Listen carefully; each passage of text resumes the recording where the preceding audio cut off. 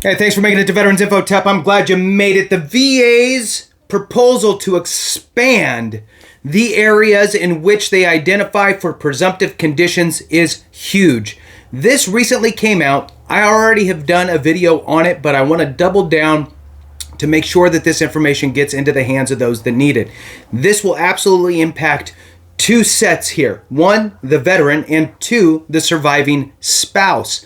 That is why I think that this is such an important piece. I have heard hundreds and hundreds of times from various veterans and spouses or surviving spouses that their loved one or the veteran themselves has served in areas that were Agent Orange exposed, right? So whether it was they tested it here. I know they tested it here. I was there. They stored it here. We transported it. All of these different things.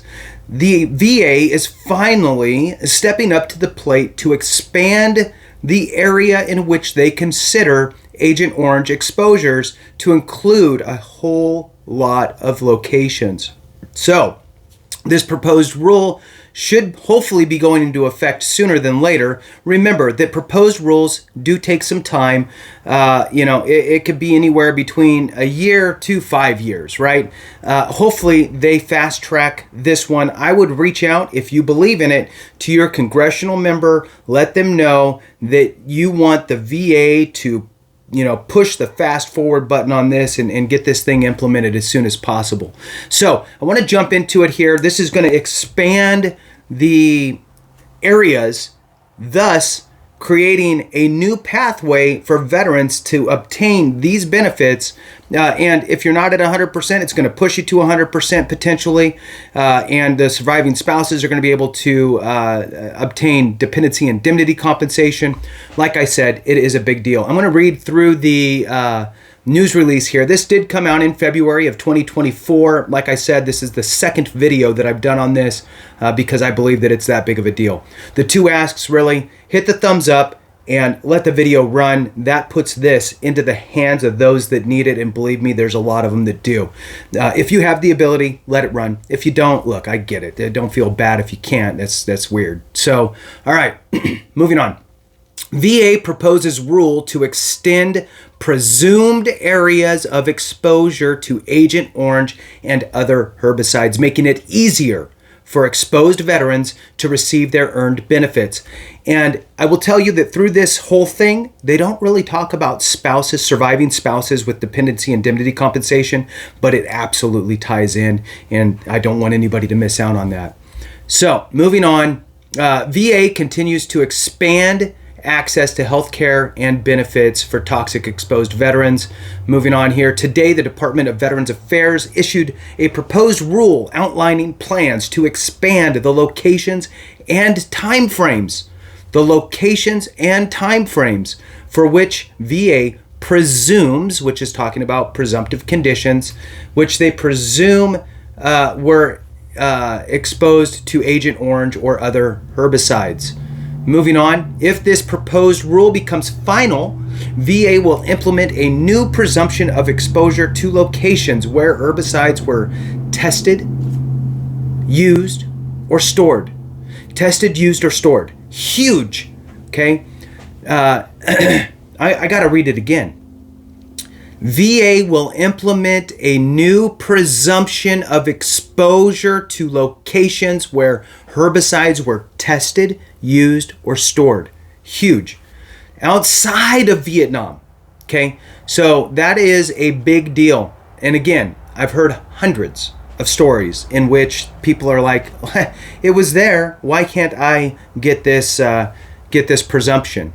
So moving on, specifically this proposed rule would add locations in the United States, the full list of U.S. locations where Agent Orange was tested or stored, Canada and India, and I'll try to drop those links in the description and in the comments, to the existing presumptives for Agent Orange in Vietnam, Cambodia, Johnson Atoll, Guam, America Samoa, Korea, Laos, Thailand.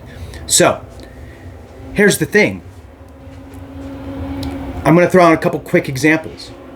You're a veteran. You served in the United States at a place that tested or stored or whatever used these the Agent Orange, and it's on the list, and they add that to the presumptive thing, and you have high blood pressure. Now you're getting rated for high blood pressure because they connected that and expanded it to include that location. That's huge. That's huge, right? So perfect timing. Thanks, Stan. So now think about this. Veteran now passes away from a heart attack. On the death certificate, it says passes away from a heart attack. And oh, by the way, a contributing cause, because there's this different section on the death certificate. You have cause of death and contributing cause of death. On the contributing cause, high blood pressure, hypertension, right? Then surviving spouse files a claim for dependency indemnity compensation and shows the VA, look, high blood pressure, hypertension, is a service-connected condition that is listed on the death certificate as a contributing cause to my spouse's death from a heart attack. The VA reviews it and goes, you're right. Here you go, awarded dependency and indemnity compensation. That is a great monetary benefit that goes on for that surviving spouse and pays out anywhere between about $1,700 up to nearly $4,000, depending on all the different kind of add-on factors, right? You know, kids and so forth, how long you were married, all those types of things do matter in the world of dependency indemnity compensation. All right, so moving on. A presumption of exposure means that the VA automatically assumes that veterans who served in certain locations were exposed to certain toxins. Presumptives lower the burden of proof required to receive disability benefits, helping veterans to get the benefits they deserve as quickly as possible. What presumptives do is they eliminate the need for a nexus. You as the veteran do not need to prove that the condition was caused by your time in service or manifested, because of your service. The VA is already conceded. They say, hey, look, you were in an area that had high exposure to this, which would probably cause that, and we're just going to give it to you. So you just need to prove you have the condition and that you served in the location identified. So moving on. This expansion of presumptives will help veterans who served in the specified locations receive health care and benefits for certain cancers and chronic conditions. To be eligible, a veteran must have served in the identified location or locations during a specific time period and currently have a condition presumptively associated with herbicide exposure.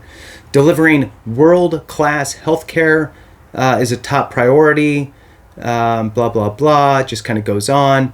There's a quotation here. This proposed change, and this is from the Secretary of the VA, okay?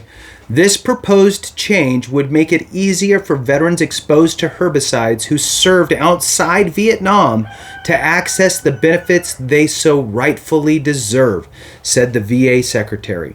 Our goal is to provide every veteran of every era with VA health care and benefits they deserve, and this is another step in the right direction. And I absolutely agree. This is a huge situation here, and I will try to drop in here. Let me see. I just went over to the Federal Register on this, and I'm looking for, so you can provide comments up until April 12th, 2024. So it does have a time period here for your comments to be submitted. If you have any further questions, you can reach out to Jane Allen or Robert Parks. The phone number in DC is 202-461-9700, and I'll make sure that I put that in the description and in the comments as well. Thank you so much for watching. I appreciate you. Have a great one. And remember, if we don't take care of each other, something went wrong.